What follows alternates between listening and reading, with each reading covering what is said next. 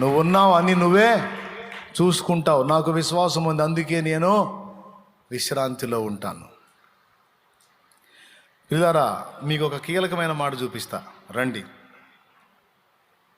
యెషయా గ్రంథము, ఒకసారి యెషయా గ్రంథము 57వ అధ్యాయము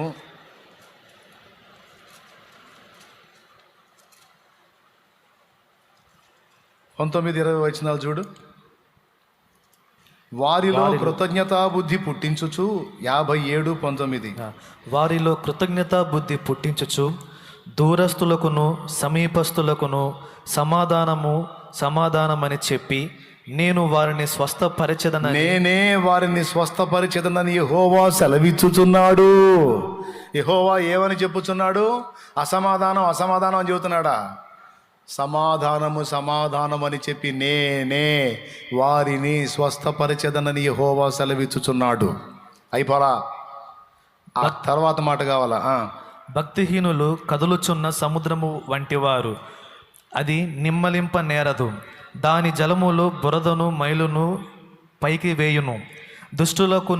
దుష్టులకు నెమ్మది ఉండదని నా దేవుడు సెలవిచ్చుచున్నాడు. ఆ మాటను గురించి ఎప్పుడన్నా మీరు ఆలోచించారా? ఏముంది ఆడ ఆలోచించడానికి?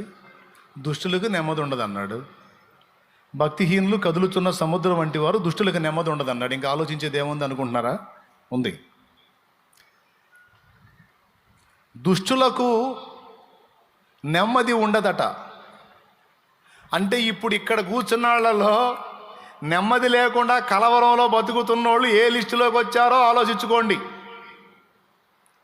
వామ్మో, ఏ క్యావురే మరి అదే. దేవునికి స్తోత్రం కలుగును గాక.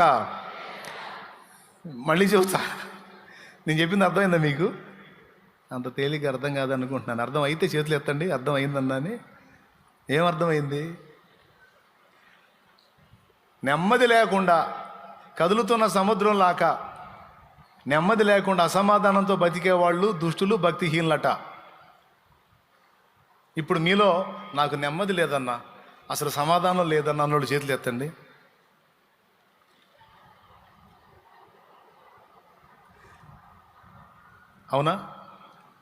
అవునా? నెమ్మది లేదు, సమాధానం లేదు, కష్టాల్లో ఉన్నాం, కలతల్లో ఉన్నాం. మరి అట్టయితే మీరు ఈ లిస్టులోకి వస్తున్నారు. ఏ లిస్టులోకి వస్తున్నారు? భక్తిహీనుల లిస్టులోకి వస్తున్నారు. మరి భక్తుల పని ఏంటి అంటే ముగ్గురు నలుగురు చేతులు ఎత్తే వాళ్ళకి అర్థం కాల. మిగతా వాళ్ళందరికీ అర్థమైంది. ఎందుకు అర్థం కాదు? ముదురులు మావులోళ్ళ. ఇప్పుడు చెప్తున్నాను వినండి. భక్తి పరులకు దేవుని మీద ఆనుకునే మనసు ఉంటుంది. దేవుని మీద ఎవరైతే పరిపూర్ణంగా ఆనుకుంటారో, ఆధారపడతారో, వాళ్ళ నెమ్మదికి ఏ ఢోకా ఉండదు. ఒక పక్క ఊరు కొట్టకపోతున్నా సరే నిమ్మళముగా నెమ్మదిగా ఉండగలుగుతారు. తమ్ముడు, భక్తుల తత్వం అది.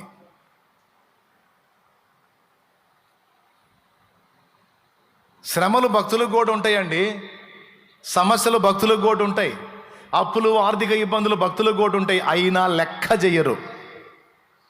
ఎందుకంటే వాళ్ళు విశ్వాసులు విశ్రాంతిలో బ్రతుకుతుంటారు.